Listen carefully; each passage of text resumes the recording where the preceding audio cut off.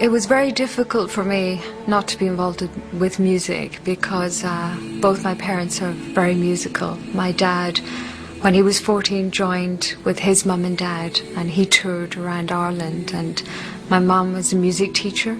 My dad's music would be a variation of sort of ballads, Irish ballads, to Glenn Miller type of hits that were happening at the time.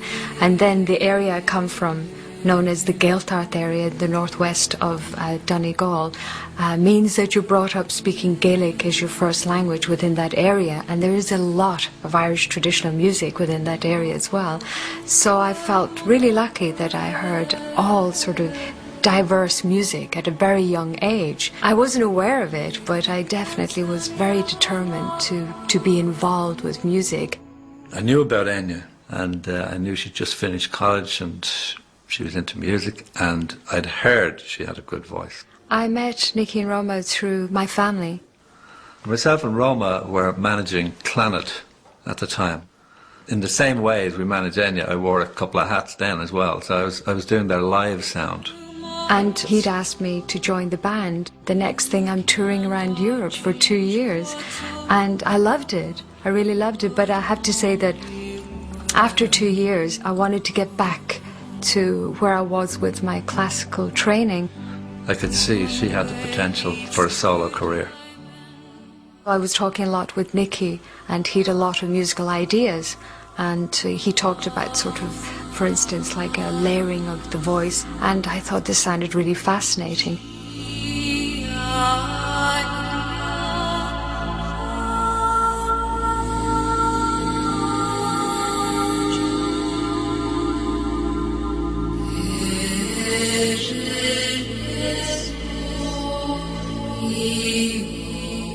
There are 3 people that are involved here, myself, Nicky and Roma. We started working together, I suppose, about 1982, and when we made the decision, okay, we want to do this, we put together a studio. And the free time I had, Enya had that time. Enya was living in our house, and all these melodies started to come out, so we got together whenever we could, and then Roma starts to write lyrics. At the time, I'd said to Enya and Nicholas, the music's very visual. Why don't we think about soundtrack initially? I started to compose piano melodies, instrumentals, and Roma found them very visual and thought they'd be suited to film work, and got in touch with film directors or film producers, and then got a script sent from David Putnam for The Frog Prince. Something about this story reminded me of Enya and Enya's music, and I sent it to them, Roma and Enya, and they liked it a lot. And we worked, I think, 6 months. Well, they worked 6 months on the score of the film, and delivered what I think is an absolutely gorgeous score, beautiful score. And that was the beginning of working with soundtrack.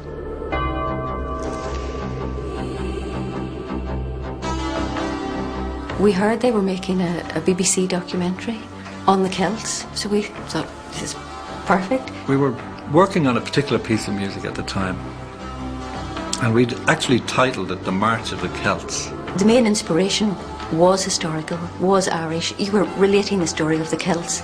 And I got a phone call from Tony McCauley, who was a producer for the BBC in Northern Ireland, asking us would we work on this new series called The Celts.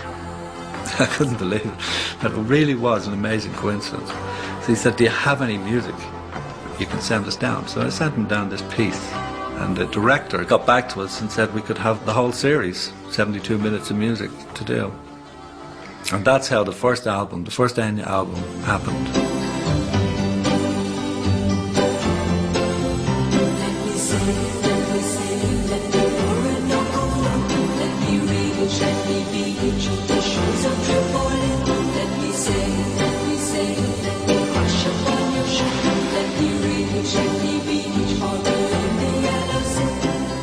have to say that Orinoco Flow is a very important song because it introduced me worldwide.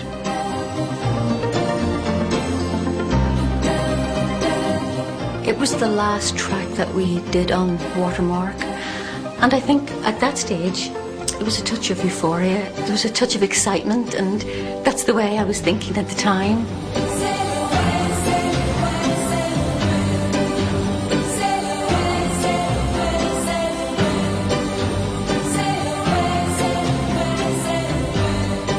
It was a song that needed time to arrange.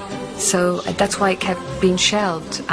We'd work on it for a while, believe in it, and then it was like, no, this isn't working, and we'd shelve it and work on something else. It was lovely to work on Watermark, the first solo album, but as far as like who the listener was going to be, how it would sell, and even, you know, never entered our heads to even sort of, you know, say we have a single, you know, because this music was so different.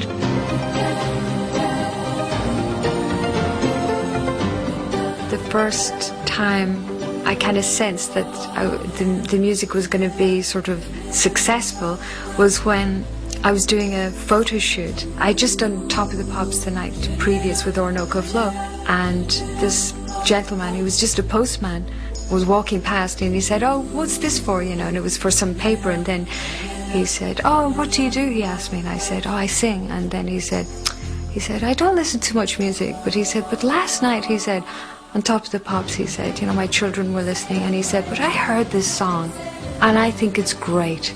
And he said it was Orinoco Flow, and I thought, wow.